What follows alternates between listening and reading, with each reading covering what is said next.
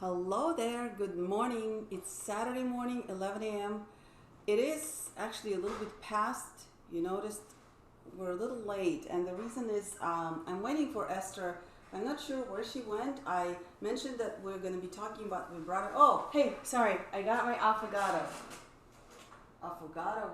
Why? We're talking about affogato.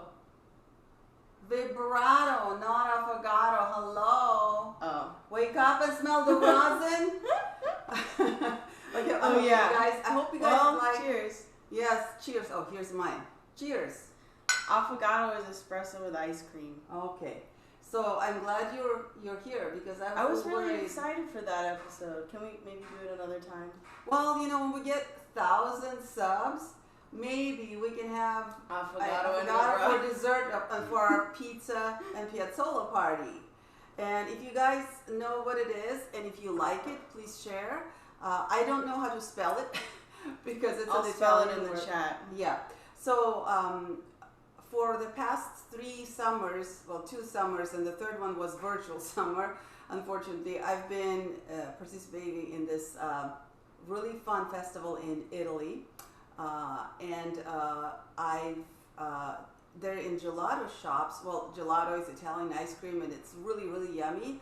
But also, they make lots of different desserts using that gelato. And one of my favorites, since I love coffee and I love really strong coffee, the affogato is where they basically give you like 2 or 3 scoops of wonderful gelato, whichever flavor you prefer.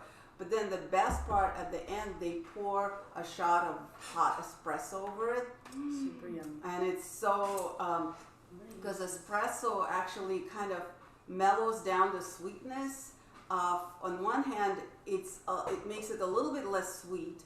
But on the other hand, because it melts it just ever so slightly, because espresso is a shot, it's a tiny amount of coffee, but it's very hot, right? And very strong. Yeah. And so it makes it all very creamy because it just melts it just enough to, oh my goodness, it's so good. My problem is though, it's way too much ice cream for me, to make a real affogato. So when I heard about this, she's crazy. Yeah. So when I she's like, it's not bitter enough. Yeah. So the first time when they made it for me, it was like way too much ice cream. So next time I would ask for just a scoop of ice cream, and I would ask for espresso, and I just pour it, and it's a little bit more liquid, but oh my goodness, but that will blast you off, not just wake you up, it'll blast off and smell the rosin. Yes. And we do need a blast off today because we're talking about vibrato, and not actually affogato. A lot of caffeine maybe will help to make my vibrato, especially high fits, like, if you know what I'm talking about.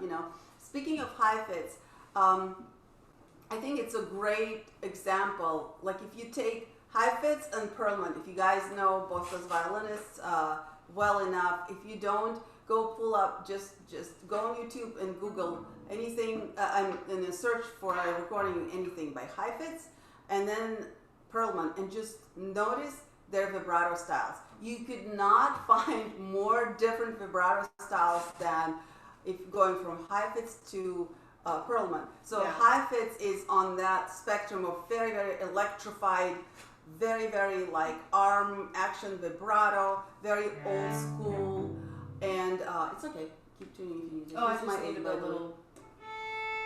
Just making sure I wasn't seriously out of whack. Yes, and then you go to Perlman, and it's very like super sappy, lots of hand movement. And of course, considering Perlman's ginormous hands, it's obvious why it would be much more comfortable for him to use, just the length of his hands from here to here alone. That's about half of my arm. Yes, and so that's why vibrato is extremely important because it really. You know how a lot of times if you listen to a certain violinist or cellist for a long time, you can recognize their sound, and what we don't realize, a lot of that is actually because of the type of the vibrato they use. Very often, that is a major part of it, and it's not. I guess it's not an accident that we're doing this vibrato episode right on the heels of our last episode, which was about sound production. Mm-hmm. And I think that's how it happened. We didn't plan it this way, but after we talked about the basics of sound production, and I think we should put the link to our previous episode here because they're so connected. But if we forget, just look up our episode number 10. That was double digits. Woo! Already. So episode number 10 was all about the sound production, and of course we talked about the major forces and about the bow and how the bow arm is the most important thing, and but we ended up, of course, talking about other factors that affect the way you sound, the quality, and also just the color, just the image, if you so, the R of your sound, something that makes it recognizable. Very often it's a vibrato, and so that's why we thought vibrato is a very important topic to touch up. So I know, Esther, you wanted to share a couple of interesting tips. Yeah, so I have a couple of tips, and I think they can both go for violin, viola, cello, even bass. I know that bass, your vibrato tends to be much slower because of the range of your instrument. The lower the note, the slower your vibrato needs to be because of just the natural way that the waves form in the air, which is something that I kind of heard about in a lecture with Lynn Harrell that I talk about. What? I think are we on air? Yeah, we are. I have it right here. Oh, okay. Because mine is. Yeah, okay, I have it right here. Okay, good. Yeah, okay. I know my phone is not showing us, so. Yeah, that's okay. It's because I think you didn't actually click it. You have to press it. Okay. Okay. Yeah. So press the video. All right, there you go. Okay, I'm so glad that you're here, Esther. Dobro jutro, babuda. Dobro jutro. Hi. So, Dobro jutro means good morning in Russian. Yeah. Just in case if you don't know, my first language is Russian, so my mom is watching right now, and I am not genetically Russian, but I was born and brought up in the former Soviet Union, and so Russian was my first language. And as a musician, I definitely consider myself a Russian school kind of musician. Yeah. But yeah, so I kind of talked about that in our last episode about sound production, when Lynn Harrell gave a master class at Meadowmount about vibrato and about sound, and how depending on where you are on the instrument, your vibrato is going to be different, because just like a singer, a bass is going to vibrate a lot wider and a soprano is going to vibrate a lot faster. So that's kind of an interesting point, and it's definitely worth looking into and thinking about. So when you're playing something, if you're up here, that wide vibrato, that I'm vibrating at the same speed, but here it sounds nice, but up here it's too much. Likewise,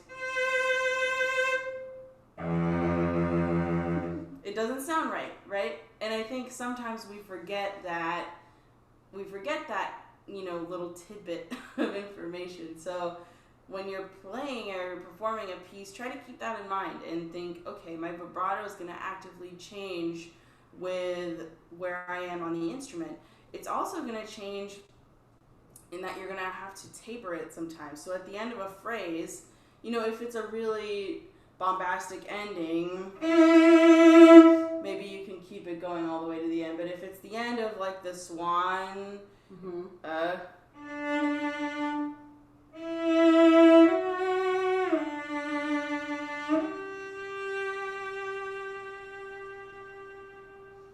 at the end you can taper it a little bit, because that's going to be how the natural voice would die out as a singer. You can't hold it forever, even though we could hold it forever, but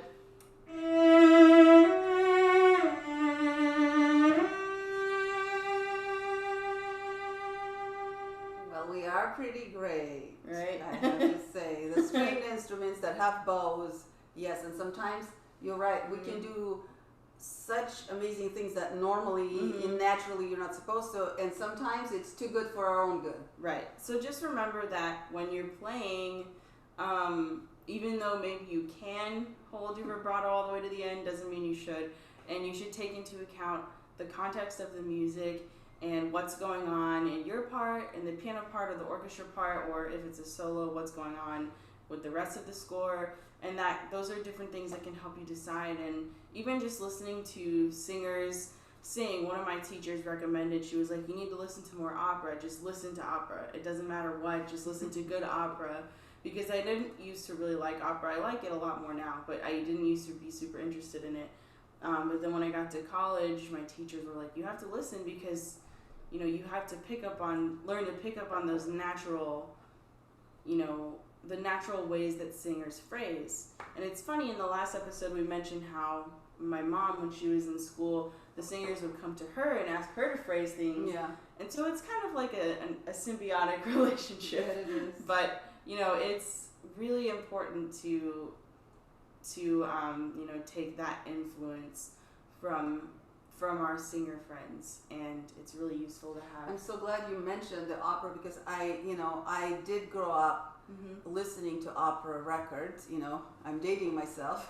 Back in Russia, you know, when I was a kid, we still had, you know, these old-fashioned record players, and you know, the thing about that, you know, the availability wasn't like it's now, because those records, they were very expensive when you bought them, and then you had to take very good care of them because they would scratch really badly. And you know, the amounts at which you could find them in stores, you know, were very meager because, you know, you didn't have that Amazon where you could order from any part of the world a record. Like right now, I think you'd find, as long as you are willing to pay, you'd probably find just about anything you wanted for someone still has it. Back in those days, you know, it was a rare find to find an opera like Lucia di la Murmur or like Tosca with Maria Callas singing, you know, and Mario del Monaco or something. And I remember quite several of those operas that my mom, who you know, who was a singer all her life, and she still sings very beautifully. She so she, you know, she cultivated that in our home, and I'm so fortunate that I got to hear the singing because I noticed that inadvertently I started mimicking that just because it was in my mind and in my ears. And so yes, I totally agree. And with that, you know, it's interesting how when you were demonstrating the kind of weird kinds of vibrato, so the question is, how do you know that there's something off with vibrato? What is the ultimate test, like when you're listening to something? When you notice it. Yes, I agree. Right? Yeah. If you notice that someone's like vibrating, and that doesn't mean like, oh, they have a nice vibrato. Like, you can admire a vibrato, but if you notice someone is vibrating and it takes away from the music, and that's all you hear, that's when you know that it's too much. So it's basically like, think of a singer, you know, singing. Do you ever pay attention to their vibrato unless there's something wrong with it? It's usually, they either sound like too slow, and then it becomes funny, right? And then you start thinking, oh my goodness, what's with their, or they sound like black sheep. And again, because their vibrato is too fast. But when they find that perfect, you know, natural, you know, whatever vibrato for their voice pacing, then you don't notice the vibrato unless you deliberately are paying attention to it. But what it does, it really amplifies the effect. It really, what is the word I'm looking to? Enhances the quality of the voice. And that's what we're looking to. It's something that you can become very good at, because you'll notice that if your sound is a little flat, I mean like a little flat this way, that means you probably need to vibrate a little more. But if you feel like it's just getting out of control and all you hear is vibrato, then you're probably vibrating too much. Yeah, and it depends on also what era of music you're performing or practicing. So like if you're playing something romantic, your vibrato is going to be a lot bigger, it's going to be a lot more of a main component of the music. But if you're playing something like Bach, you're going to have little to no vibrato. And I mean, the performance practice is different for everyone, but for the most part, especially if you're playing like basso continuo, you're going to do a lot more open strings and very little, you know, just walking lines. Just the way your finger sets down lends a little bit of natural vibrato, and that's more than enough for those kinds of pieces. Can you just for that that's dotted line that you just did? I love what you're doing. So naturally, if you notice, the first string is open, right? Then the A is short, so she never vibrated the short note. So she deliberately vibrated the B flat, which is a longer note. And if you think the singers, if you listen carefully to the singers, when they're singing short notes, the voice doesn't have enough time to vibrate. And so that's one of the first aha moments for me that happened with vibrato, when I realized, not only, of course, at first I just kind of, without being aware, was kind of imitating the voice vibrato. But then when I started being aware of it, I started listening, and I realized that the voice doesn't vibrate everything. And I just this could be a fun homework for you. Just listen to any really good classical singer or even the pop singer, and look how they're using deliberately their vibrato. But even in classical singing, where it's pretty even, you will notice that when they're singing a phrase, not every note has a chance to bloom into that vibrato. And a lot of times, this is the biggest mistake that I see a lot of my students would make when they're trying to phrase something and vibrate a certain note. They start vibrating every note, including the short notes, and that's what creates that kind of panicky, kind of anxiety type vibrato. So I love how you naturally did that, and it was just really, really important point. Yeah, and it's funny with the short notes. For passages like that, yes, the note is so short that you don't have time, but there are other passages where there's short notes but the tempo is slower, where you do need to vibrate, and that's one of the things that actually helped me a lot with my learning about my vibrato, was working on Elgar and learning how to keep my vibrato continuous through the line, because like a line like the and the singer singing that, it's a very legato line. It's not like it's not choppy. And so those notes are shorter, but you have to also give them love, because one of the most common things I see in that passage, and I used to do it too, that's why I'm aware of it, is like just, but you have to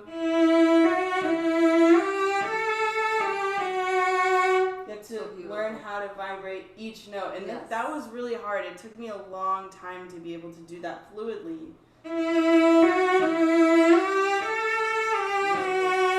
You have to just find that rhythm, because it's not always the same as like your bow. It doesn't always line up, so you have to learn how to do them independently from each other.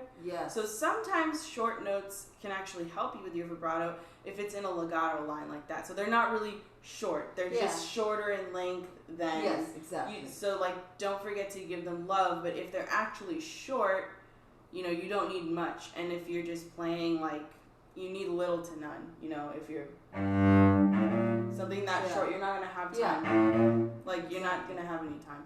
And another trick is if you find that you're rushing or tense on something fast. One of my teachers from the New York Phil, he taught my rep class. He said, if you have a fast passage that you're struggling with, even though you might not actually play it with like vibrato in the moment, practice trying to do like a nice vibrato just all across while you're playing. And it's not really even going to show, but it just helps you think about keeping your hand loose. And it's a really fun exercise. And of course, and I think that does translate to the audition, because then you remember that feeling and your hand is loose, but you're not going to be vibrating. So it's kind of a lesson in how to keep your hand relaxed as you're moving quickly. Wow, that's instead really of keeping tense. So that was something that helped me too. That's a cool tip. Like with Barter Bride, that's a really fast one, and stuff like that, where it's really, or even like Mendelssohn. Practicing. Oh, I remember when you did that for high school. The being loose.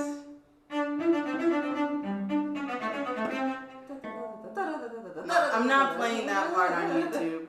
That's all I'm playing. I'm not playing anymore. For us, it's actually in the higher. Yeah, that was great. So I love that idea about Using vibrato to relax. to relax, because a lot of times it actually makes people more tense. So I guess if the tip like that, obviously you will use when you mastered your vibrato and you figured out how to start it, how to continue it, how to stop it without, and how to pass it if you need to. And that is where I know in this violin teaching there are very different opinion about what is the engine of vibrato. What about the cello, like in cello world? Do you have any arguments about where are you supposed to start to have a really good controlled vibrato, or is everybody on the same page for that? Well, most people I think agree that a cello vibrato comes from your arm. So it's one of my teachers, she said, you want to feel like this part of your arm like flapping back and forth. And she was like, oh, I'm old, so my skin flaps back and forth. It was so funny. But I mean, I'm like, I'm not old and mine does too. But mine flaps back and forth too. For the record, she's not old. But so it's that motion where you can feel this part of your arm shaking kind of back and forth. And what you do is actually, when I was first learning my vibrato, is you can also practice on your arm instead of just the instrument. So you can do this and take your hand and just practice this motion. So you'd start like this, back, front, and then make it slower and faster, and then you have that motion. And you eventually get used to how that feels. But most of the motion is coming from the arm in that motion where you're going front and back. And your wrist, I think it's not stationary, it's not tight, but it's loose. So if I came up and did this, I would want it to be flexible like rubber, not like wood. So like rubber holds a shape, right?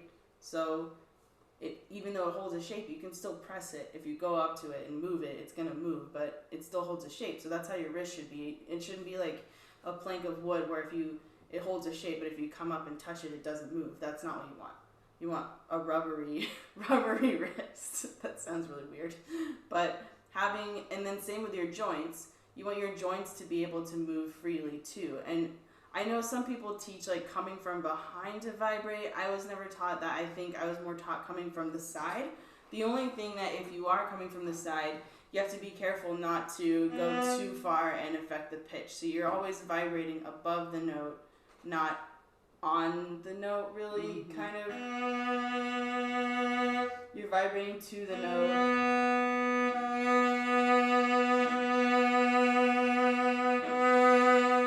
But too much area is going to give you that warbly sound.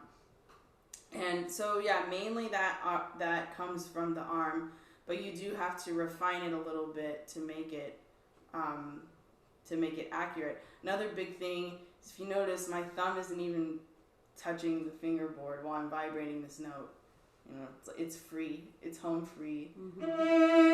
I meant the neck. Sorry, not the fingerboard. It's not touching the neck. So that's really important when you're vibrating. So you can actually do that on cello? Oh yeah.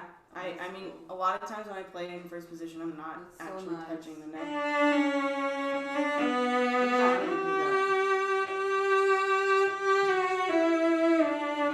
It's a good exercise. I make my students do, but it freaks them out. It's really difficult. It's hard, and it's hard to get to the point where you feel like you can do that sometimes, but it helps you learn how to lean into your instrument and into on the cello, floor. that's the beauty, because since you're this way, you can actually lean into it. Right. Like we have this whole dilemma of how do I not drop my violin and still, be relaxed. That's like a ridiculous. It just makes violin, in that sense, makes no sense. Like physically speaking, like they say Einstein played violin. I wish I could ask him how physically violin makes sense, that we can be sort of relaxed and still not drop it, and it's ridiculous. Yeah. So, but yeah, I kind of went off on a tangent, but yeah, so ours mostly comes from the arm. How about you guys? Well, I'll tell you, I have always been taught that the vibrato should always, always come from the arm. Always, always, always. And, you know, we never really talked about separately about the wrist vibrato or finger vibrato. I mean, it was explained to me, obviously, that our goal is to have this joint to collapse to some degree, not all the time, all the way, and then come back. Because basically, what is vibrato? It's this micro, the alternating like micro intervals at which your pitch is alternating back and forth, down and up, and that's what creates that effect, right? And so obviously the thing that was always emphasized, that the goal is that the finger, this joint that is actually on the string, that is able to bend back and forth. And without that, it doesn't matter how much what you do with your hand is you can't hear any vibrato, And so, of course, with that, so that was emphasized. But I was always taught that the initial impulse should always come from the arm. Now, I don't think, my teachers never told me don't use the wrist vibrato. That was never, it was just always understood. Later on when I started, when I came here in the US, there's a big, I think there are people that, a lot of people have different opinions. Some say, you have to start with the wrist and the finger. Others say, like old school, it's just the arm. But I think all good teachers, they mean the same thing. What it is, it's just one liquid kind of like continuous movement. And, if you have a good left hand technique, that means you're going to be relaxed, just what Esther was saying, relaxed enough in your wrist that once you start the movement in your arm, it's going to continue naturally. You just need to allow that naturally first. I feel, and that's what I teach my students, and that's what I strive for.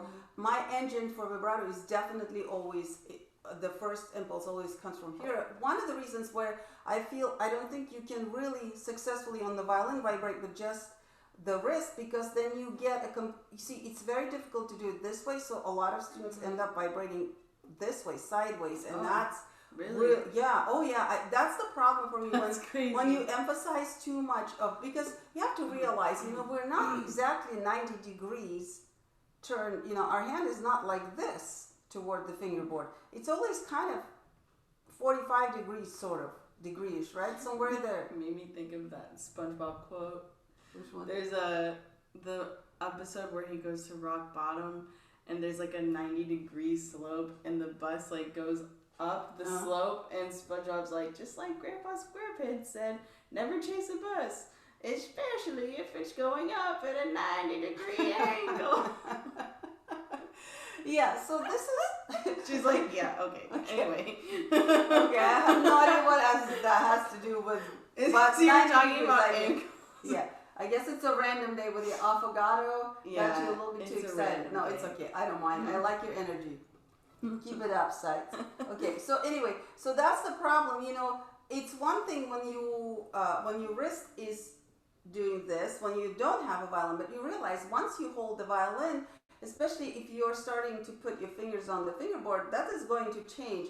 And so if you continue doing this, it's very difficult to continue this movement without engaging some part of your arm and keeping it, or you're going to want to do something like that. So it's just really, I don't know, I haven't seen, in my life, I haven't seen a single student or a person that could say, yeah, they completely vibrate just purely with the arm. And I've seen people who tried and it just didn't work. Yeah. Now, I might be wrong, but there's definitely, and I myself do that too. Even though I feel like, I don't even think about it, but if I ever pay attention, yes, my inclination is always to start with the arm. But then, once I'm aware that after the initial impulse, the energy goes into the hand and then it transfers to your fingers, to your fingertips and so forth. Then later on, I started using different proportion. In some cases, I would deliberately keep my hand a little bit stiffer, so it could be a pure kind of high fits like vibrato. In some cases, like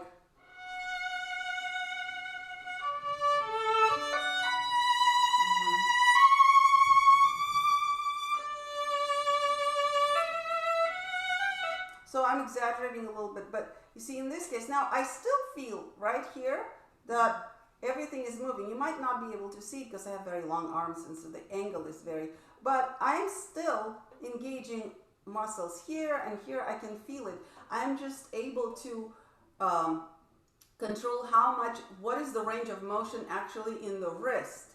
And of course, that is probably what affects the quality and the pacing of your vibrato the most, because the wrist is the last thing that transfers the fluctuation into your fingers, right? Mm-hmm. So the wrist is definitely a very important part of vibrato, but it's just the same as in the bow. Sometimes people try to make students move the wrist deliberately in a certain way, and that creates a lot of problems. The wrist to me is always, it's just a connecting that link from your arm effort to your fingers, both here and here. And so with that, once you realize that, then you could definitely, you could practice just the wrist vibrato just for exercise if you want to, although I have to say I can't do it very well in the first position. Third position is easier. I know some people just have this, their students hold the hand here so they can kind of completely disable the arm, and that way that's literally what the wrist vibrato would be, right?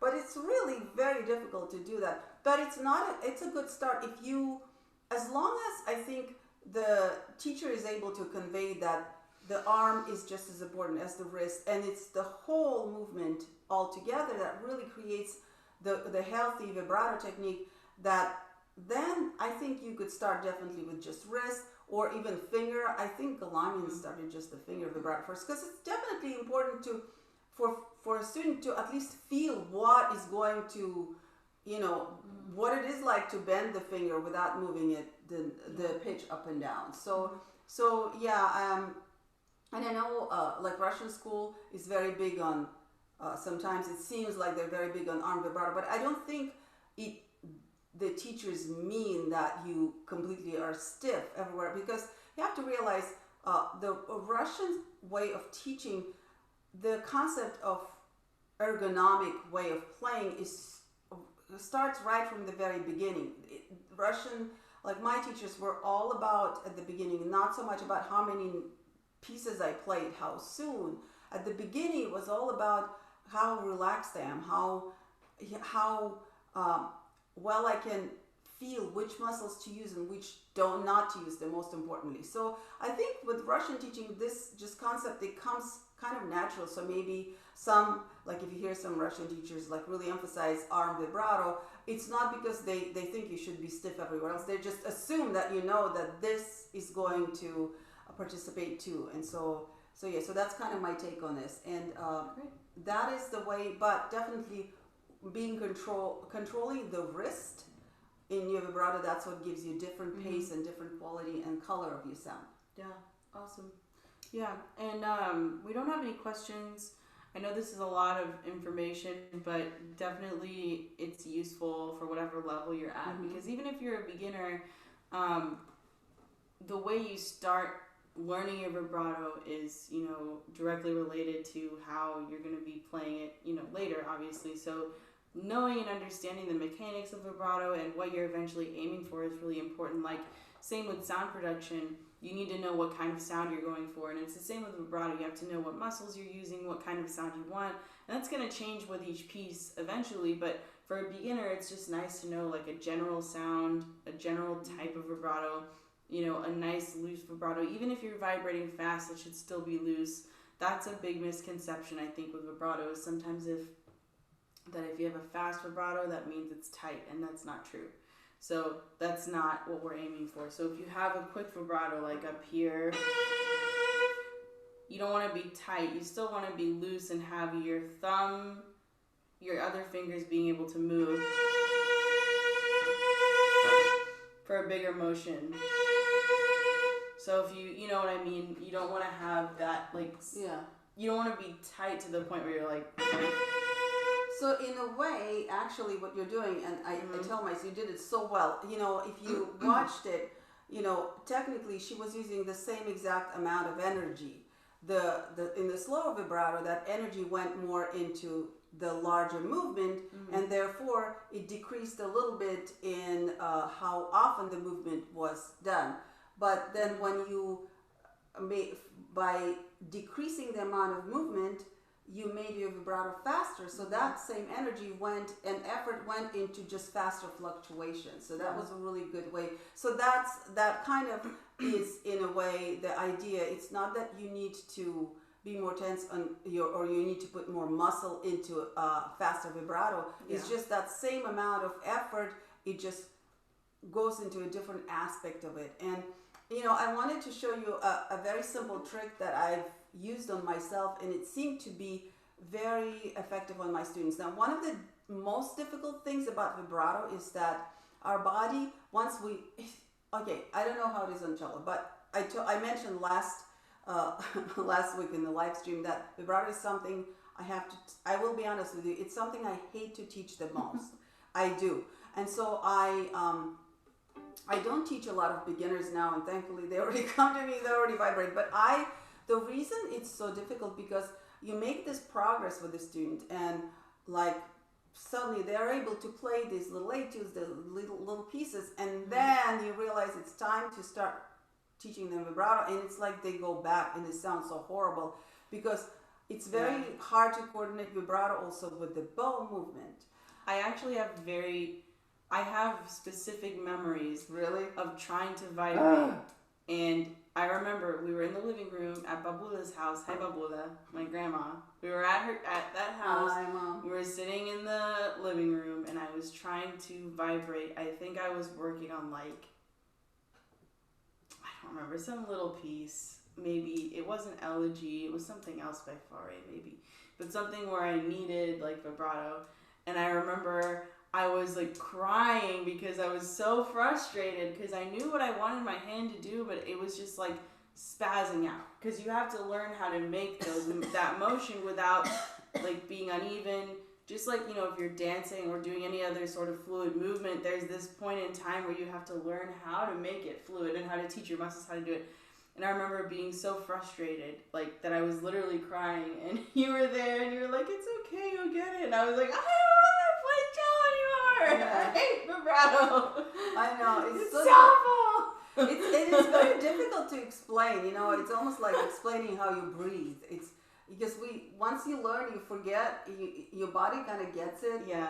And it's about a balance. It's also kind of a balancing act. And I remember my memory the first time trying to vibrate. So I remember the first teacher who was teaching me, and of course he never mentioned vibrato to me, but I felt like I want to play. I heard how people vibrate and how nice it sounds. So I told him I learned how to vibrate, and this is what I did. So I just thought that by pressing and letting go of the finger, and I remember he had this the look of sheer horror on his face. Stop! He was like, "Stop! No, forget about vibrato. We're not doing it yet." But and I've seen some kids trying to do that actually because it does kind of imitate, because it does the same thing, right? It alters the pitch because the harder you press, the more of the resistance you offer to the string, the more the more it doesn't really alter the pitch as much, but it alters the focus of the sound, and so it kind of. And so I remember that was a horrific memory for my teacher, and now for me I think it's so funny. But what I found with my students and myself, there's one thing that we do once we're comfortable vibrating, we find that nice pace that our body likes, and then comes the next hurdle with vibrato, which Esther, as you mentioned, I totally agree, because you can't just use the same vibrato for every style of music. And again, if you listen to singers that sing different period music, especially if they specialize in certain period, and you'll hear there are a lot of these vocal groups that do medieval, the madrigals, Renaissance, and then the class, if you listen to Mozart's opera and then compare it with Puccini's opera, if you listen to a really great singer singing the same thing, you will notice they're not gonna have exact same type of vibrato in Mozart as they do in Puccini, for example, and so forth. And so here comes that next hurdle, and it is also sometimes so difficult to try to, first of all, we're so used to hearing that vibrato, we can't even hear other way of vibrating. And then it's such a weird concept, it's very abstract to explain to our body that I had a very hard time myself trying to switch from one type to another deliberately until I did this. So it's a mental trick of mine. And so what I did, I visualized, if you're playing and you imagine that your bow it's like coordinates, right? Your bow is here, your hand is here. And so I started visualizing vibrato as a graph on the bow. And boom, it became so easy to switch from very loose vibrato to a tight vibrato. And my body just did it just like that, because all I had to do, when I look at the bow, I just imagine, for example, if I want a really tight and really fast vibrato, I imagine a graph like something like this, like very small, if you imagine the graph going up and down and very close. So it would be something like this. Very fast and very small. Now, if I want a fast vibrato, but I want a much bigger range, then I imagine a graph, again, very tight, but going up and down very far. And then it's very easy to go to, you see this versus this. So the tempo, and I know it seems like it's very easy, but your body doesn't like to change so fast. And then, for example, if I want a different, for example, if I think of, maybe a more looser, kind of like you think of Schindler's List when Perlman is playing it, right? So his vibrato, I feel like it's really takes up a lot of room on the bow, and also this way, so it's like, yeah.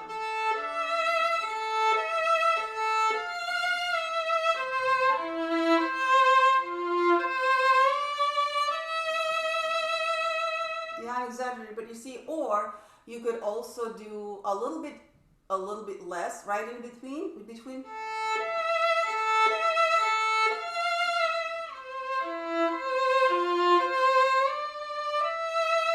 You see the difference it makes.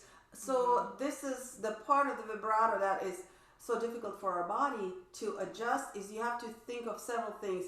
There's the range of each fluctuation, and then there's the time that passes between each fluctuation, right? And so for me, once I got this idea just visually, it became so easy to switch. And now I don't really have to use it, but if you're teaching a student who maybe is struggling, or maybe if you have a hard time figuring out how do I switch from this vibrato, use that trick. That I feel like our body is so used to following our eyes that it's really, and when it comes to the bow, it really helps. It really helps to guide our muscles. And that goes back, I like how you said that the vibrato and bow are so connected.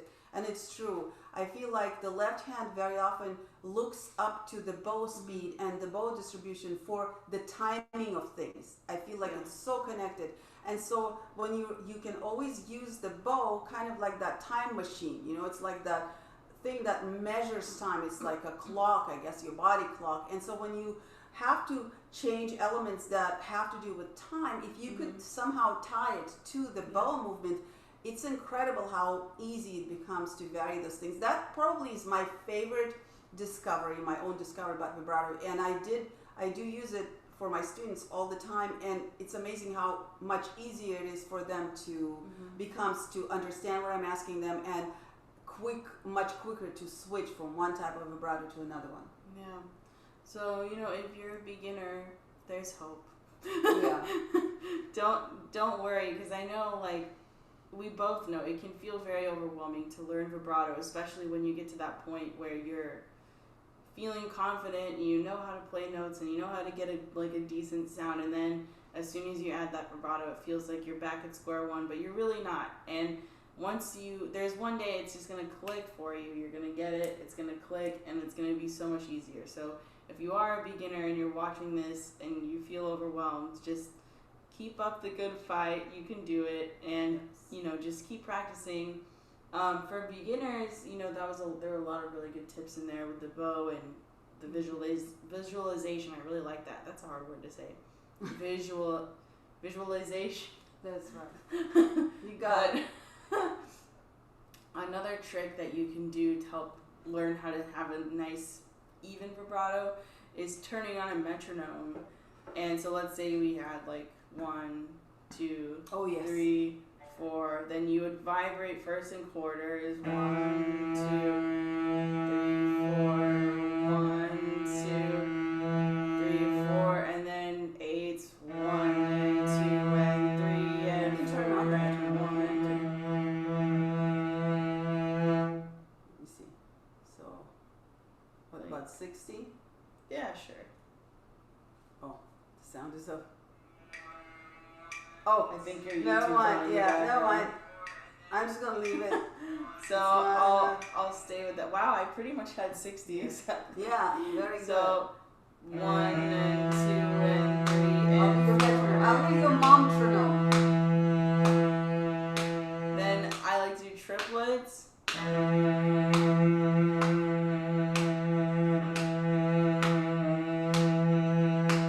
Then 16s. I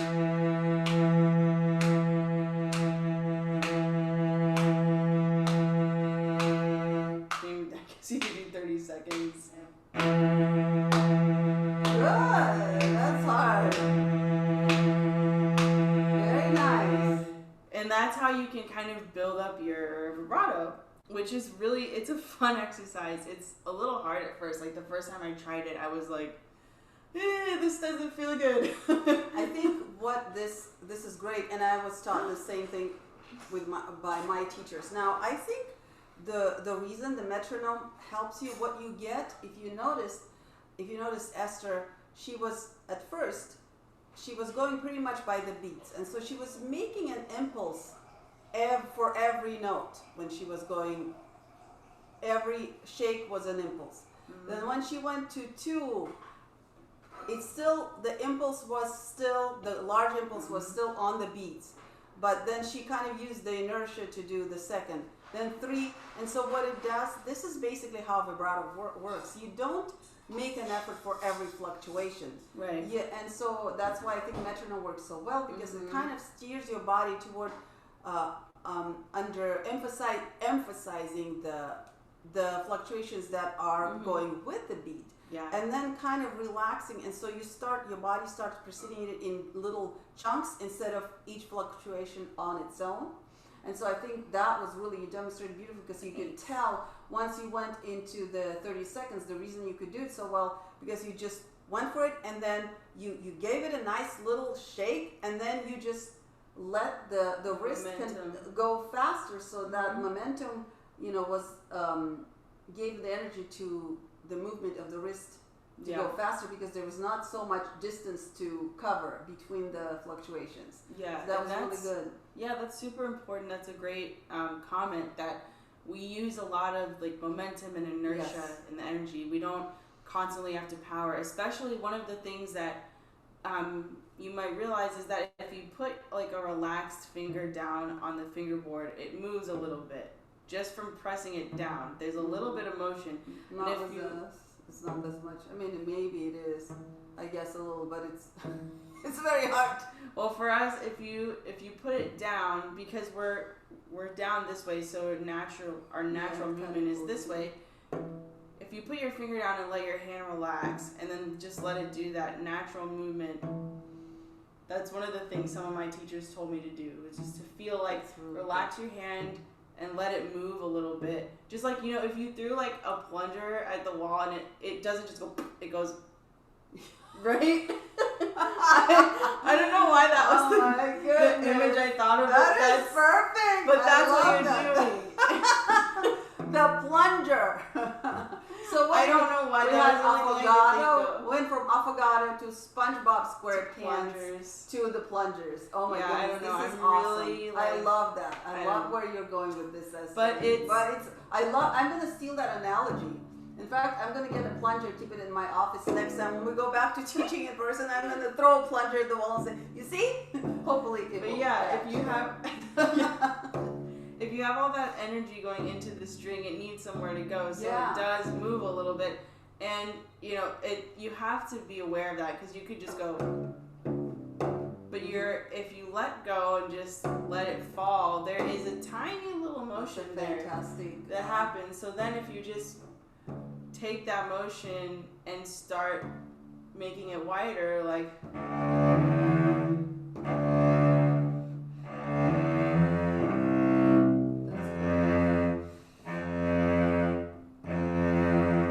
and then you can widen it and speed it up or slow it down. So That's really great. that's I the love feeling that. you're going for, the plunger. Yeah, no, really good. And obviously, it is applicable in violin to some degree.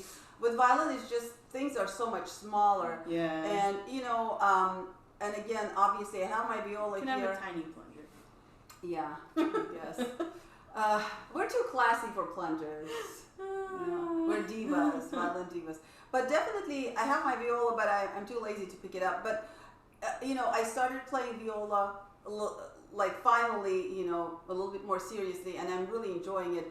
And one of the things I like about it, the vibrato, yes, it's fun because it makes me think a little bit more about my vibrato and just get more creative.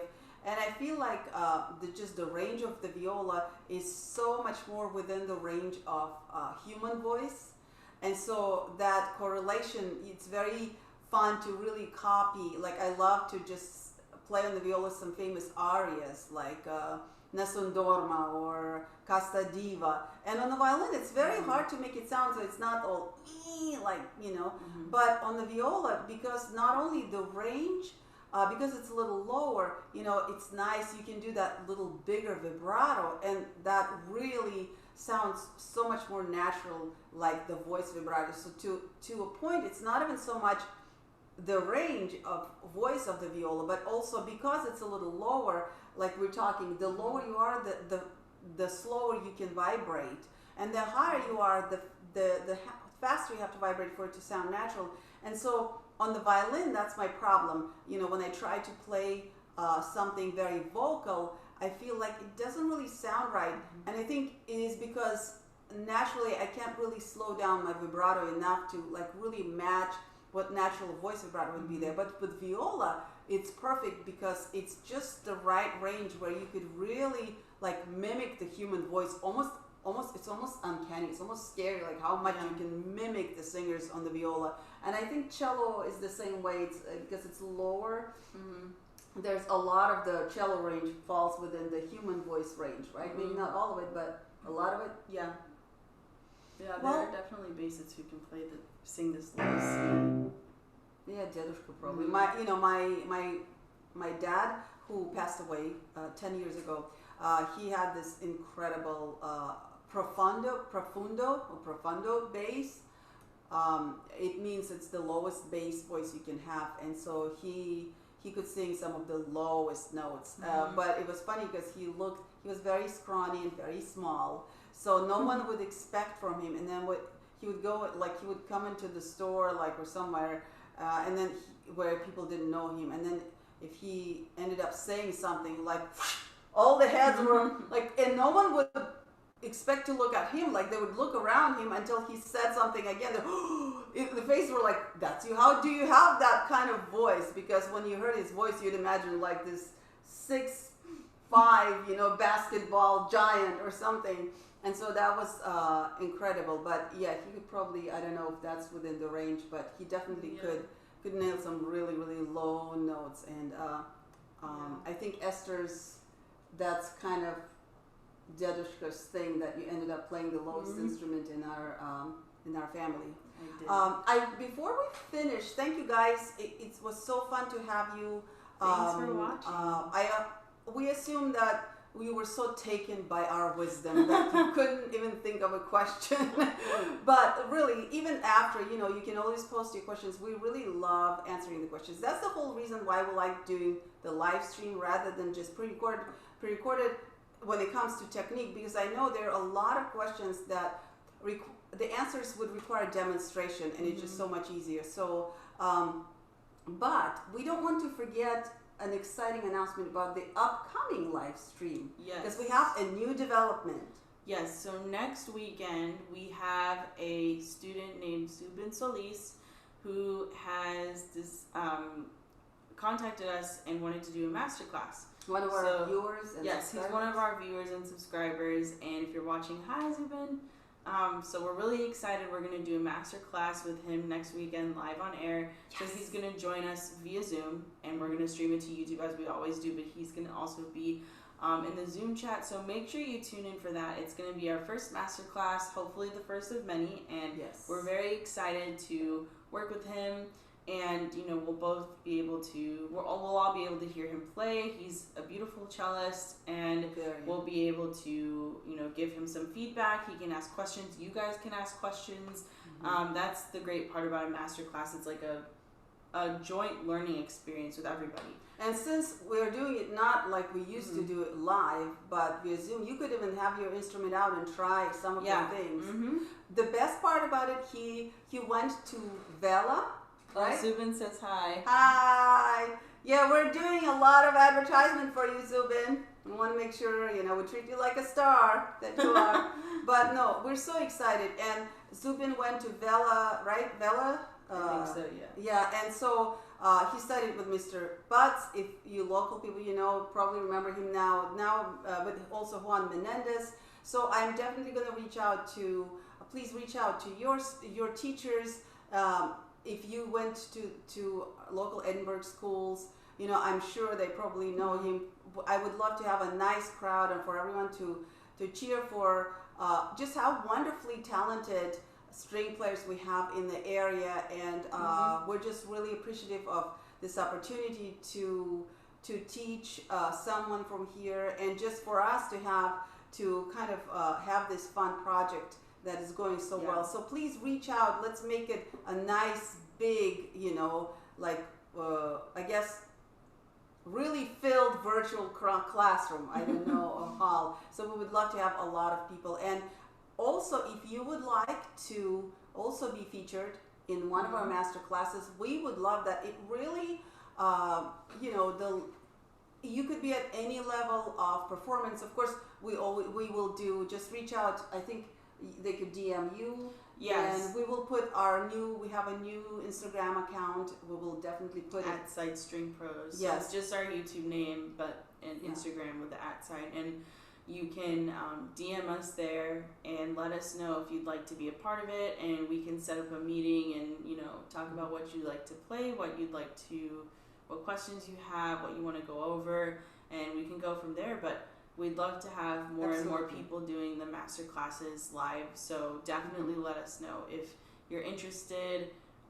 It's a great opportunity, especially since a lot of people aren't in live school settings where you constantly have people to play for. So it's a really great time.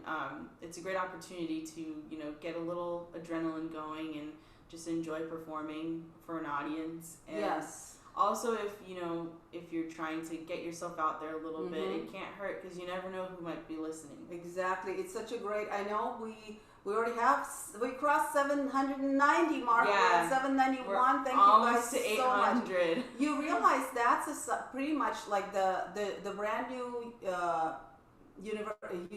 UTRGV pack seats close to 1,000 people. So basically, if all of our subscribers are watching, it's like we have a packed hall. This is amazing. Thank you guys so much. It's really, and I was telling Esther, I am getting so much value out of just having the channel, just having an audience to play for. It's just so much more rewarding than just practicing for yourself.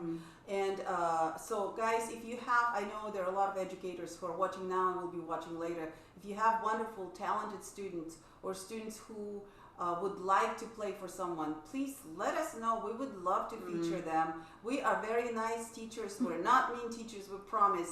We're only going to make you feel amazing. That's like my mantra. I feel that the happier my students are, the better they play, and the happier I feel because my students play better. So, so please, we're very open to whether you would like to do it or you have students who would benefit from doing this. This is absolutely, of course, free of charge, absolutely. And you get some exposure if you have really wonderful students that you'd like to showcase. This is your chance. Or if you are an amazing player but you feel like you want more audience, there it is. If you just started your YouTube channel, you want more exposure, there it is. It's just a great tool. So we are super excited. Thank you, Zubin, again for reaching out. We're really looking forward to it. Yep. And so don't miss there's no holidays next Saturday, right? We're still good. I don't think so. It's not like when is Thanksgiving? It's the week after. Okay, good. So we're good. Yeah. So it's the last Saturday before the Thanksgiving I think week. so. So we should be good. And please just we want a lot of fans cheering. Yeah. For Thanksgiving is on the 26th. Yes. Okay. So we want a lot of fans cheering for our very first real masterclass, our very first student in our masterclass. So please spread the word and attend, and we'll have a lot of fun. Awesome. Well, thank you guys, and Thank you I so will much. do Don't spoil it my off duty without and turn off